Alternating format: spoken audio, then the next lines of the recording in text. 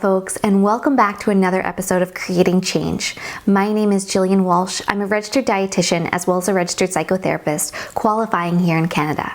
And today I'm here to talk to you folks about binge eating behaviors in children and teens. So let's first start with clarifying what is binge eating behaviors.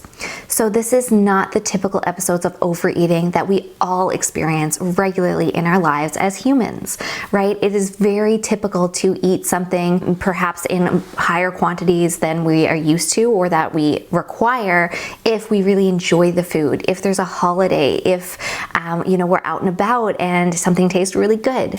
So that is not binge eating behaviors. Binge eating behaviors are characterized by a very distinct feeling of a loss of control. So please keep in mind, as a parent, it may be very difficult to identify binge eating behaviors in your child or teen. So it's very important that you actually ask them, hey, how do you feel when you have these episodes of overeating? Why is it that you're eating in secret? Why is it that you're taking, large quantities of food back to your room and then hiding the wrappers? Now, of course, we want you to do this in a very kind and, respectful way. So if you don't feel comfortable with that, that's okay. It can always be that you ask a trained healthcare professional to help you navigate that conversation. But the key message here is to remember that overeating is not binge eating tendencies. That binge eating tendencies that characterizes binge eating disorder needs to be paired with a loss of control as experienced by the individual. Okay, so now when we're talking about binge eating behavior, recognize that there can be binge eating tendencies along the spectrum of disordered eating. And then as things increase, as the episodes or the behaviors start to happen more often, we get into that territory of a diagnosis of binge eating disorder. Now there's many criteria that actually contribute to the diagnosis of binge eating disorder. I won't get into that too much right now. Mainly what it is going to be the number of binge eating episodes, in a 3-month period. At the end of the day, binge eating tendencies are going to be some aspect of disordered eating, which requires care, that requires you to connect with a healthcare professional that can help you navigate this. So when it comes to binge eating disorder, please remember that it is actually the highest incidence of eating disorders.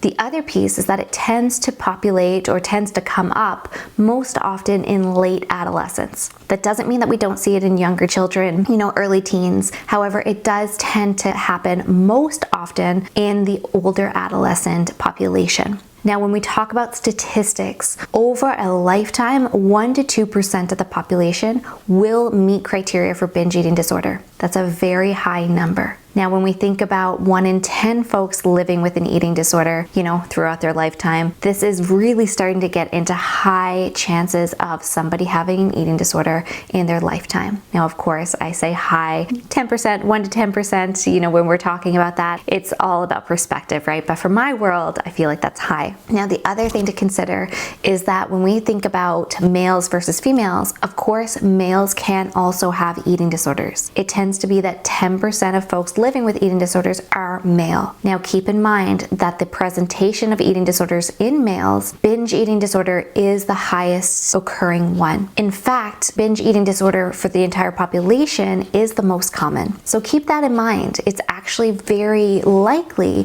that if folks are presenting with that loss of control, you're noticing binge eating behaviors over time and a significant number of episodes in a period of 3 months, then it's quite likely that they may meet diagnostic criteria for an eating disorder. So as a parent, if you're still here, if you're thinking, it's quite possible that my child or my teen has a binge eating disorder or at least is exhibiting signs of binge eating tendencies, here's 5 things I want you to do after this video. So first, seek help. Connect with eating disorder resources. They can be nonprofit eating disorder resources. It can be blogs. It can be videos just like ours. It can be connecting with an eating disorder team in your public system. It can be connecting with an eating disorder team in the private system. Regardless of where you're seeking help, just make sure you take the next steps to getting help for you and your child. Number 2 is to be a positive role model for your child. That means setting up a home environment where food and weight and shape weight is not something that's demonized. We don't want a child to be exposed to negative self-talk anytime, but especially when we're seeing binge eating tendencies. 3, when you're talking about food, make sure you're talking about food as just being food. We want to continue portraying this message of food is food. We do not want food to have a moral value. We don't want food to be talked about as unhealthy and healthy, or good and bad, or junk food and clean food. Take all of that language off the table and let's just talk about food as food. 4, encourage regular eating. This means eating breakfast every morning, usually within an hour of waking. It means eating 3 meals a day, breakfast, lunch, and dinner. It means having 2 to 4 snacks a day. That is regular eating. That is how our body functions optimally, eating disorder or not. And when we think about binge eating tendencies really being perpetuated by a prolonged period of restriction, when we talk about that binge restrict cycle, that's in a previous video.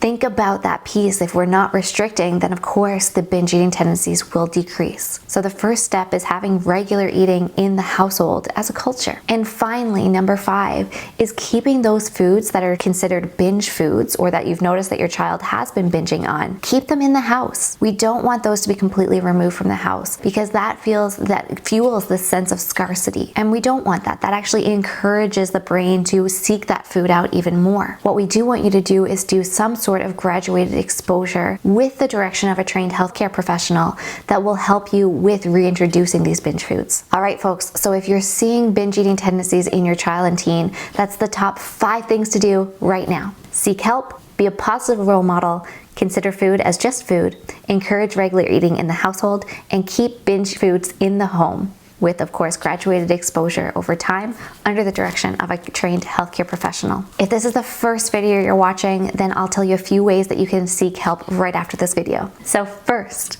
you can check out the link in the bio down below or in the description, and what you can do is you can book a free consultation call with myself. If you're in Canada, I can help you navigate the eating disorder system to make sure that you're able to get the care that you need. The next thing that you can do, or another thing that you can do, is you can sign up for our free 2-hour webinar that happens each and every month. It's called First Do No Harm, and you'll notice the link down in the description below. And of course, these episodes are weekly, so you'll see us come in week to week. Only if you like and subscribe, and make sure that you hit the bell, because then you'll get notified every time a new video is released. All right, folks, thanks for being here. I'll see you again next week.